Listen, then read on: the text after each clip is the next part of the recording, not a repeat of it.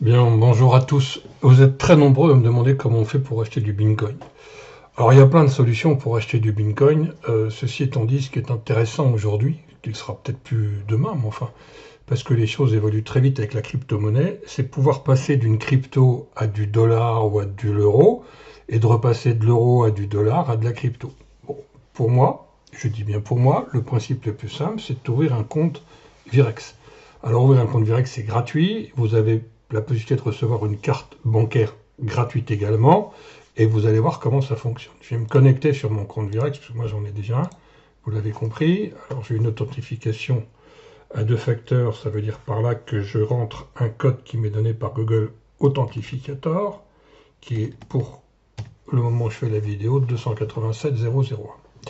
Alors comment ça se décompose? Ça se décompose, vous voyez ici qu'il y a tout un tas de cryptos, du Nano, du DAI, du Volo, du Wave, de l'Ethereum, du Ripple, du Litecoin, du Bitcoin. J'ai un compte en euros sur lequel vous voyez 447 euros, un compte en dollars US sur lequel vous voyez moins 1,25 $. Pourquoi moins 1? Parce qu'il y a des frais mensuels de 1,50 $, de 1,50 € par compte.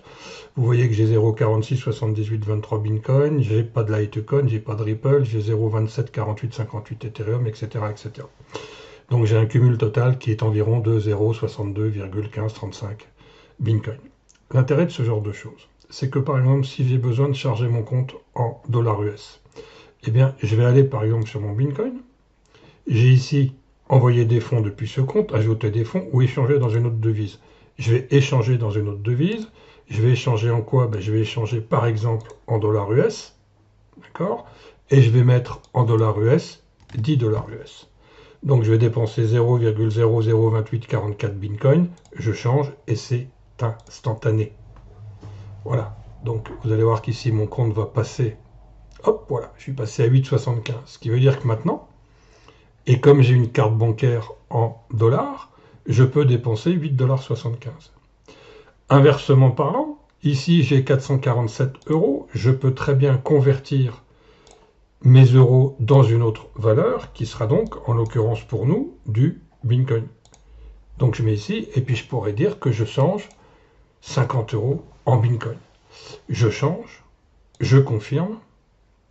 Instantanément, alors vous le verrez peut-être assez peu, mais instantanément ici, vous allez voir que ça va bouger.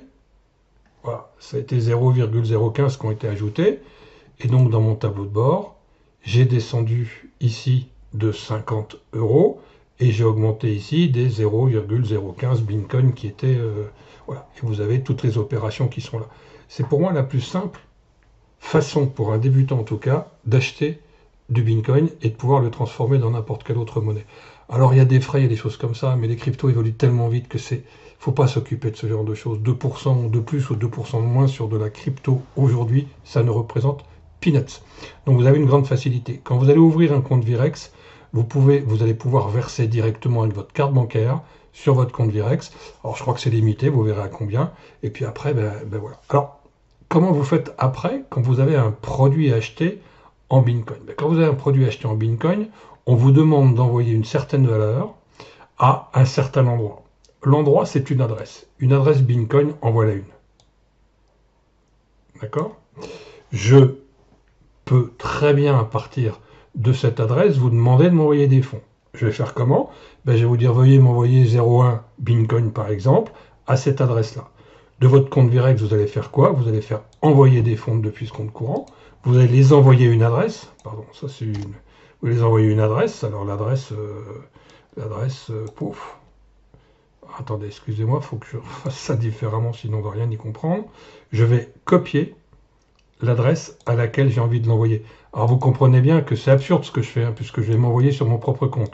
Donc je ne vais pas finaliser la transaction, simplement je vais vous expliquer comment ça fonctionne. Donc aujourd'hui, j'ai besoin d'envoyer des fonds à une adresse qu'on m'a donnée.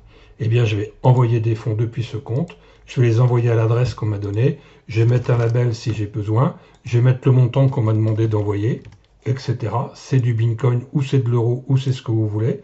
Vous mettez un message bonne réception et vous faites envoyer des fonds. Au moment où vous allez faire envoyer des fonds, là on me dit bien entendu les bitcoins ne sont pas transférables de votre propre portefeuille, vous allez avoir une fenêtre qui va vous dire OK, veuillez confirmer et il va falloir que vous alliez dans vos mails pour confirmer la transaction. c'est pas plus compliqué que ça. Voilà, donc arrêtez de vous prendre la tête avec comment on achète des bitcoins, etc. Ouvrez un compte Virex. En ouvrant ce compte Virex, eh bien, vous allez pouvoir acheter avec votre carte bancaire directement de l'euro. Et puis avec cet euro, vous pourrez le transformer dans toutes les cryptos qui sont présentes sur Virex. Voilà, je vous donne un lien en dessous de cette vidéo. C'est un lien d'affiliation. Vous le prenez ou vous le prenez pas, c'est pas un problème. Si vous le prenez, je vais gagner 10 centimes ou 10 dollars, je sais plus. Si vous le prenez pas, c'est pas un problème. Je le fais pas pour gagner de l'argent, je le fais pour vous expliquer comment ça fonctionne. Voilà, j'espère que c'est clair pour tous. À bientôt.